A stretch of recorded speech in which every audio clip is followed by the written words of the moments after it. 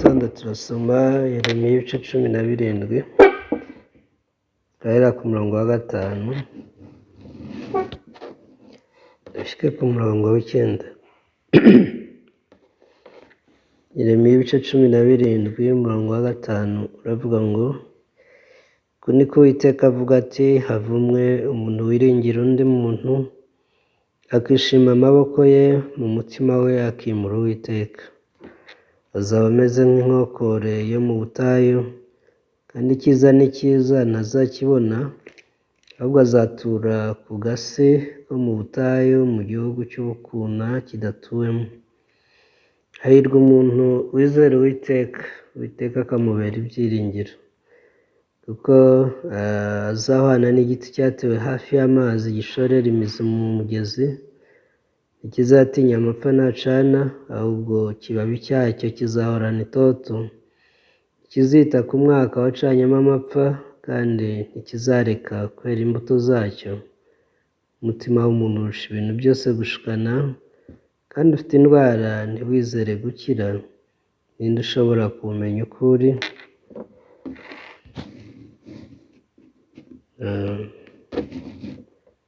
Dusomye gushyika ku murongo w'9.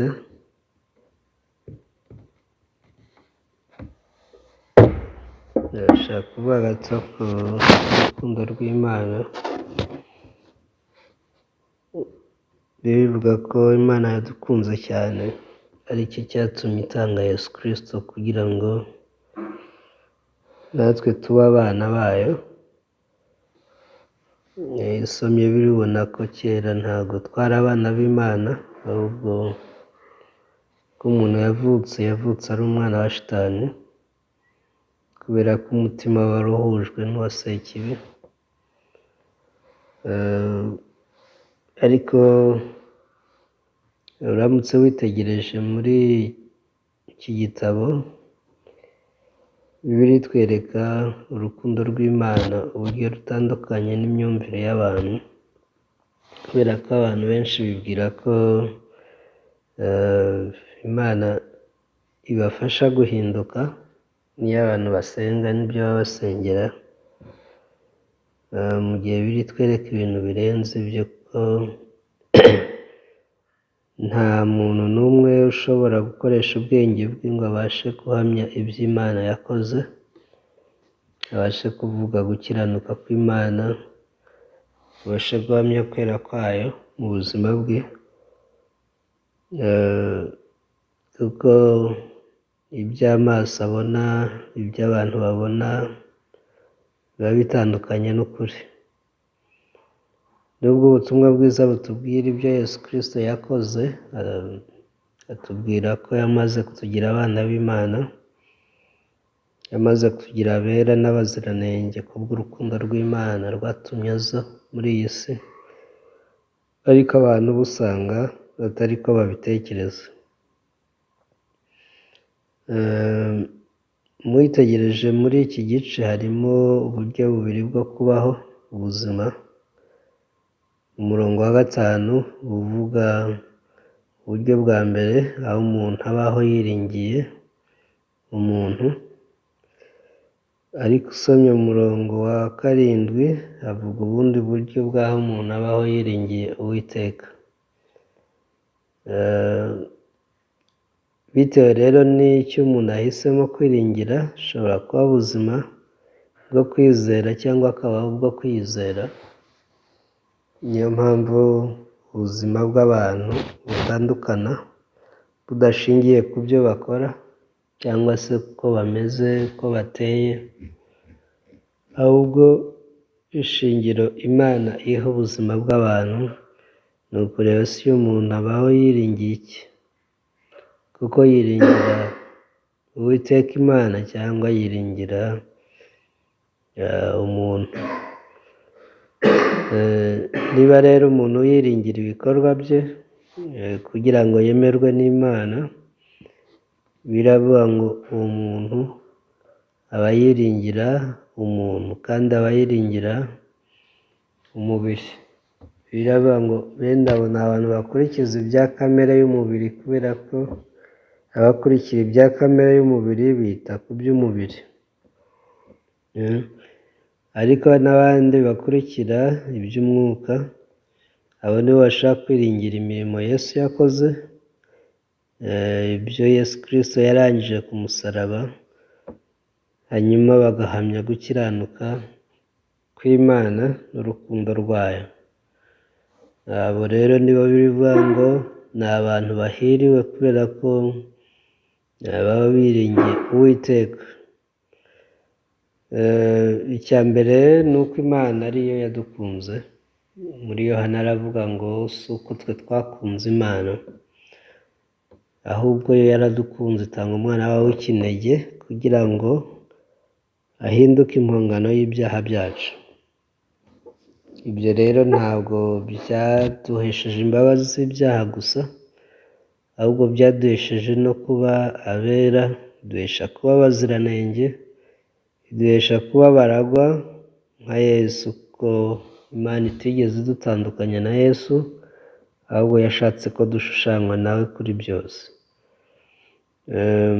Ntabwo ari uko twari twabaye abantu beza rero. Mu Baroma aravuga ngo yadukunze tukiri abanyabyaha, yadukunze tukiri abanyantege nke, yohereza Yesu yikorera ibyaha byacu, yaba ibyo mu gihe cyari cyarahise, yaba ibyo muri iki gihe ndetse n'ibyo mu gihe kizaza, byose biravuga ngo Yesu yabikujeho kubambwa. Ubwo yajyaga ku musaraba akabambwa, nicyo cyari kimujyanye. Ibyo rero bigaragaza urukundo rukomeye rw'Imana abantu bakeneye gushingwamo cyangwa guterwamo, kuko nicyo gihe bashobora kubaho nk'iki giti kivugwa mu murongo w'8. Usoma ibyanditswe byinshi bikwereka uburyo twahindutse abakiranutsi, batari abakiranutsi basanzwe ahubwo bera nk'Imana. Mu rwa kabiri rw'Abakorinto 5:21 ruvuga ko muri we twahindutse gukiranuka kw'Imana, kubera ko Yesu Kristo ari warigeze amenya icyaha, n'Imana yahinduye kuba icyaha ku bwacu. Ibyo rero ntabwo bivuze ko tukigerageza kuba abakiranutsi, ahubwo twahindutse abakiranutsi, twahindutse gukiranuka kw'Imana, twahindutse abera. Rero iyo Imana ivuga ko uri uwera, kwizera cyangwa kuyiringira ni ukwemera ibyo ivuga. Ariko hari abantu benshi batemera ibyo Imana ivuga, bakemera ibyo abantu bavuga. Nyamara biravuga ngo nimba abantu bemera ibyo abandi bavuga, abo babona abahamya bahamya ikintu bakavuga bati ubwo cyahamijwe n'uyu n'uyu ni ukuri, biravuga ngo iby'Imana ihamya byo biruta ibyo ngibyo.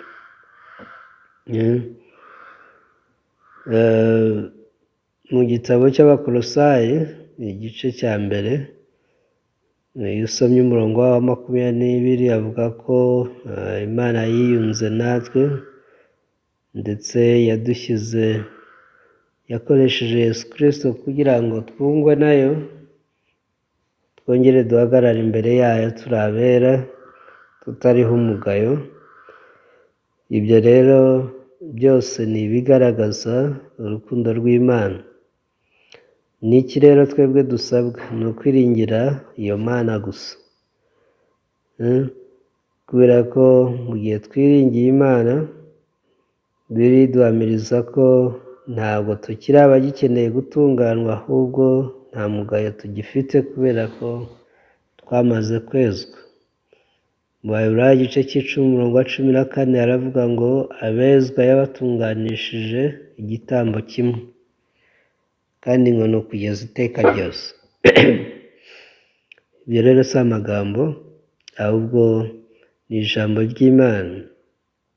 Nimba yaradutunganije rwose, bivuze ko umurimo Yesu yakoze yarawusohoje kandi yawukoze neza, bituma uko Kristo ari nako natwe turiho muri iyi si, nk'uko byanditswe muri Yohana.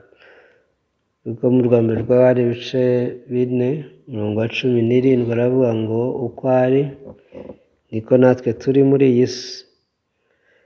Aha rero twabonye igiti cyatewe ku mugezi, ariko iki giti kigereranywa n'umuntu wiringira Uwiteka. Hakaba n'ikindi giti, ni igiti ngo cy'inkokore yo mu butayu. Ariko ibi ntabwo bivuze ibiti, si ibiti nyabiti, ahubwo ni uko inshuro nyinshi Imana yagiye ikoresha uburyo dushobora kumva kugira ngo dusobanukirwe.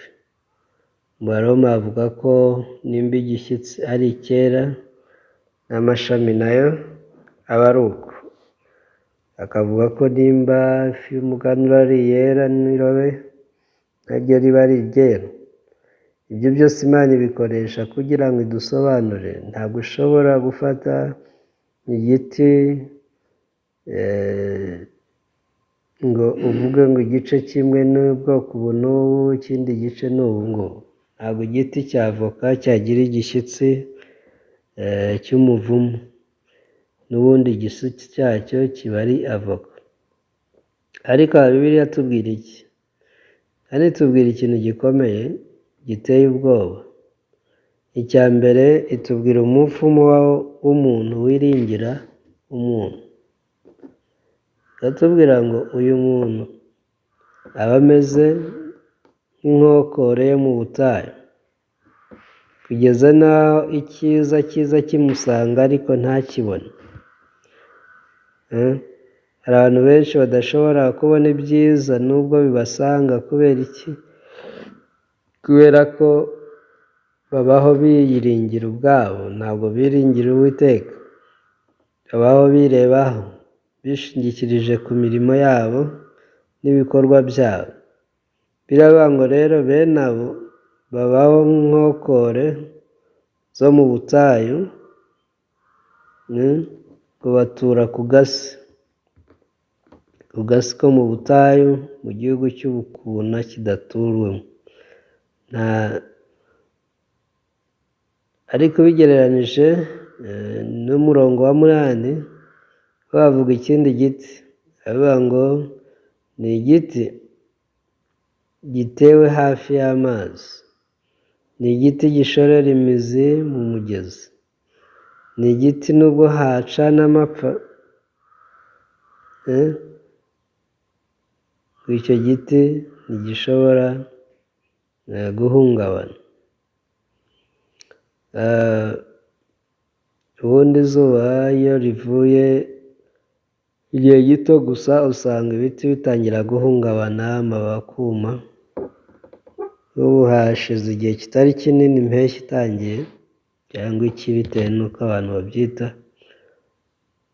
Ariko narangayeho gato ibiti nari narateye, usanga byatangiye kuma, kugeza n'aho bimwe nashidutse hari n'ibyumye mu mizi, uburyo nubwo ndi kubyuhira bidashobora ahari gukira.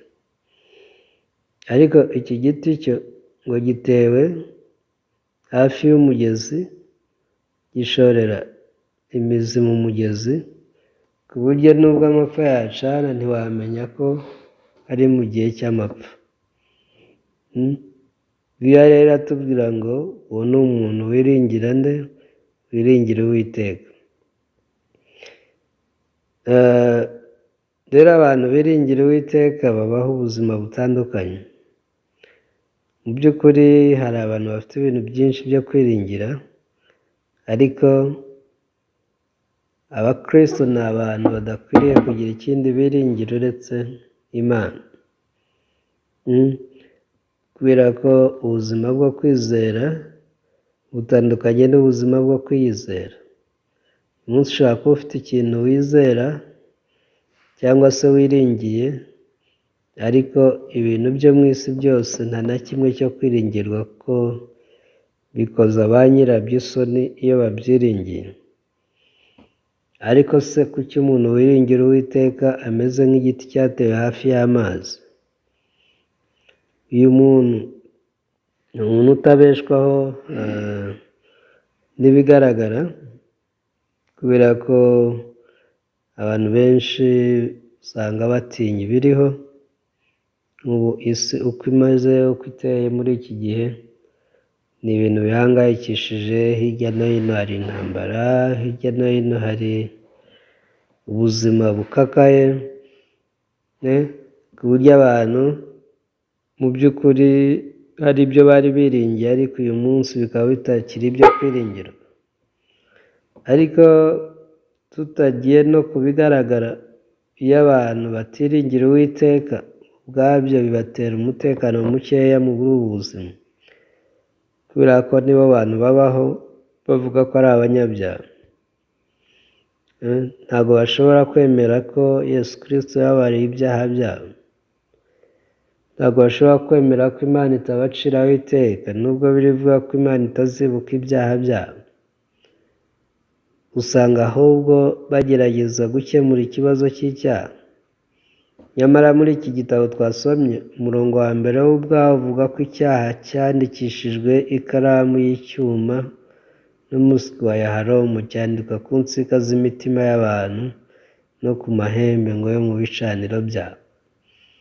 Mu Kinyarwanda iyo bavuze icyuma n'umuswi wa Yahalomu, abantu bashobora kutumva ibyo ari byo, ariko ubundi ibi bivuga diyama. Ikintu cyashwaratuwe n'ibuye rya diyama ntabwo gishobora gusibama, nta kindi kintu cyagisiba. Rero uko niko ibyaha by'abantu byashwaratuwe mu mitima yabo. Rero iyo ari uko bimeze, nta kindi cyakorwa uretse gutwikira aho hantu hari hari iyo nyandiko. Ushobora kuhatera irangi, ariko Imana yo yatwikirije ibyaha byacu amaraso ya Yesu kugira ngo ye kongera kubibona ukundi. Niyo mpamvu twita abakiranutsi. Ntabwo ari uko ibyaha byacu, yaba ibyo twakoze, ibyo dukora cyangwa se ibyo tuzakora muri uyu mubiri, nta kintu cyiza kibamo.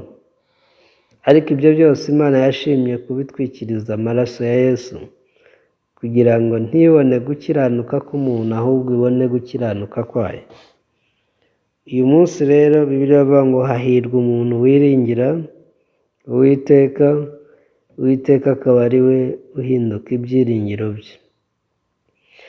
Uyu muntu iyo yiringiye Uwiteka, aba atewe mu rukundo rw'Uwiteka, aba atewe mu rukundo rw'Imana, rwa rundi yakunze abantu cyane, abari mu isi cyane, ruyitera gutanga umwana wawe w'ikinege.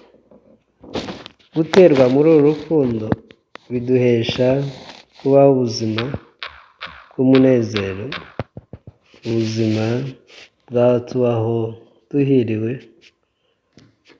ku buryo nubwo habaho ikintu icyo ari cyo cyose, nta na kimwe gishobora kuduhungabanya, kuko tuba tumeze nk'igiti cyatewe hafi y'amazi, igiti kidashobora gutinya amapfa, igiti ikibabi cyacyo gihorana itoto, kidashobora kwita no ku mwaka wacanyemo amapfa, kandi kidashobora kureka kwera imbuto. Ubushize Imana yaduhaye isezerano ko tuzera imbuto nyinshi. Kugira ngo ubashe kwera imbuto nyinshi, ni uko uba ufite ubuzima bwiza. Ntabwo igiti cyapfa kwera imbuto gusa, kiba gikeneye intunga y'igihingwa cyangwa se ibigitunga, kugira ngo kibashe gukura no kubaho neza, bityo kibashe no kwera. Rero tuzera imbuto nyinshi kubera ko dufite ibidutunga byose, dufite ibyiringiro bidashobora kudukoza isoni. Turi abantu biringira Uwiteka, kandi biravuga ngo uyu muntu ni umunyamahirwe, kubera ko nimba wiringira Uwiteka, ntabwo ushobora kongera kwiringira umutima wawe. Umurongo twashoreje uravuga ngo umutima we ni umutima urusha ibintu byose gushikana. ni umutima ugira indwara ntiwizere no gukira, ni umutima mubi cyane umuntu adashobora no gusobanukirwa uretse Uwiteka wenyine. Ariko iyo twiringiye Uwiteka, ikintu gishimishe ni uko we arawudusobanura akatubwira ati nta kintu na kimwe kiri mu mutima wawe cyo kwizerwa cyangwa se cyo kwiringirwa, kubera ko uwo kwiringira ari Uwiteka gusa. Ibi rero ni ubuntu bw'Imana kubimenya, kubera ko na n'uyu munsi hari abantu benshi bakiringiye imitima yabo. Iyo usomye igitabo cy'Abaheburayo kivuga ibintu byiza cyane, cyerekana inzira itomoye Imana yakoresheje kugira ngo twizere yuko twatewe mu rukundo rwayo. Kuko Abaheburayo igice cya 10 yadusomeye imirongo mikeya dusoza. Iki ni igice nkunda cyane kubera ko ni igice gisobanutse mu buryo bwuzuye, kigaragaza urukundo rw'Imana uko rwakemuye ibibazo by'inyokomuntu. Dusomeye imirongo 8 byibuze guhera ku murongo w'10 w'igice cya 10. Ni umurongo uvuga ngo uko gushaka kw'Imana niko kwatumye twezwa, tubiheshejwe n'uko umubiri wa Yesu watambwe rimwe gusa ngo bibe bihagije iteka, kandi umutambyi wese ahagarara iminsi yose akora umurimo we, atamba kenshi ibitambo bidahinduka bitabasha iteka kugira ubwo bikuraho ibyaha. Ariko wa wundi amaze gutamba igitambo kimwe cy'iteka cy'ibyaha, yicara iburyo bw'Imana, aherubwo arindira igihe abanzi bazashyirirwa munsi y'ibirenge bye, kuko abezwa yabatunganishije rwose igitambo kimwe kugeza iteka ryose, kandi n'Umwuka Wera niwe mugabo wo kuduhamiriza ibyo. Amaze kuvuga ati iri ni ryo sezerano nzasezerana nabo hanyuma y'iyo minsi, niko Uwiteka avuga, nzashyira amategeko yanjye mu mitima yabo, kandi mu bwenge bwabo niho nzayandika. Arongera ati ibyaha byabo n'ubugome bwabo sinzabyibuka ukundi. Noneho rero ubwo ibyo bibabariwe, ntakiriho kongera gutamba ibitambo by'ibyaha. Iyi mirongo ni imirongo isobanutse. Icya mbere itwereka ko urukundo rw'Imana, rwa rundi turiho tuvuga Imana yashatse ko duterwamo nk'igiti cyatewe hafi y'amazi, nirwo rwayiteye gushaka kudukiza, gushaka kutweza, kandi yarabikoze. Biravuga ngo uko gushaka kw'Imana kwamaze kutweza, nta kindi cyabiduhesheje ni uko umubiri wa Yesu watambwe inshuro imwe, ngo kandi birahagije iteka ryose. Bitandukanye n'ibindi bitambo byajyaga bitambwa by'ibyaha, ntibyashobokaga gukuraho ibyaha iteka, ariko we kimwe gusa cyakuyeho ibyaha iteka ryose. Kubera ko twebwe abantu twari twanduye duhindanye by'iteka ryose, twatunganishijwe igitambo gitunganye, kandi ngo ni kimwe cyabikoze, birahagije kugeza iteka, ku buryo Imana yashimye iravuga ngo sinzibuka ibyaha byanyu, sinzibuka ubugome bwanyu, kandi kuba mubabariwe ntabwo mugikeneye ikindi gitambo cy'ibyaha. Ibi rero ni rwa rukundo rw'Imana rwatugize abera n'abaziranenge. Rero kwiringira Uwiteka bitandukanye no kwiringira abantu.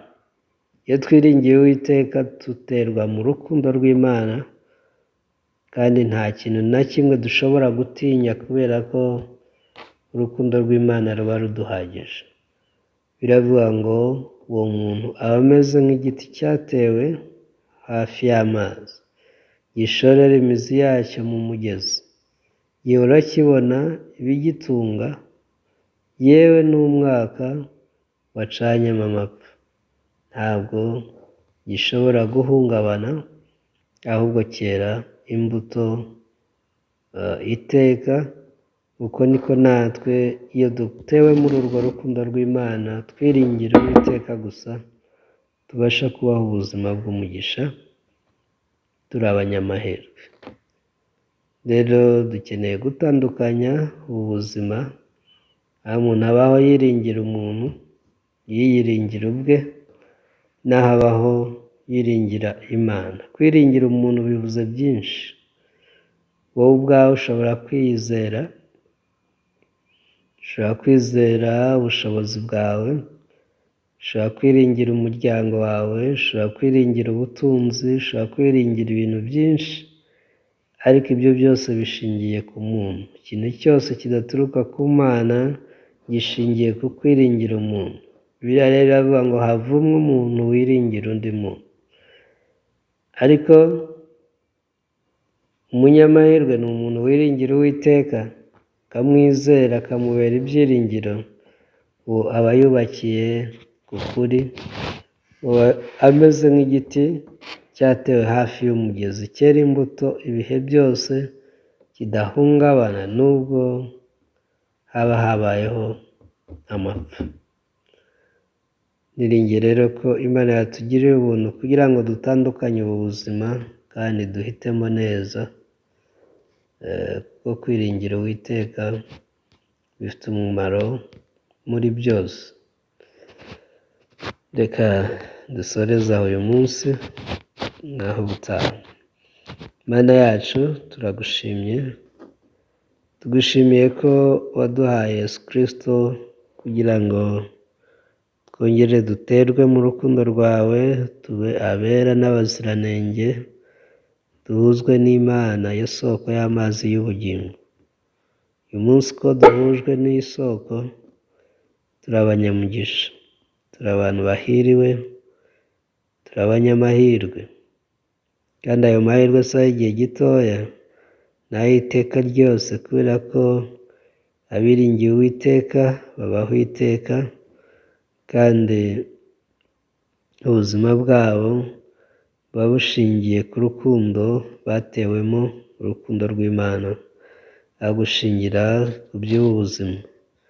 Muri ubu buzima habamo ibintu bihindagurika, uyu munsi biba ari byiza, ejo bikaba bibi. Nta kintu na kimwe cyo kwiringira muri ubu buzima, ariko abiringiye Uwiteka we akaba ari we ubabera ibyiringiro, babasha kubaho mu buzima bw'umunezero, yaba muri iki gihe cya none ndetse n'igihe kizaza. Tugirire ubuntu rero, dusobanukirwe urukundo wadukunze, dukomeze duterwe muri urwo rukundo, dushorere imizi muri rwo, dukurire muri rwo, tubeshweho na rwo. Ni mu izina rya Yesu tubisabye, amen.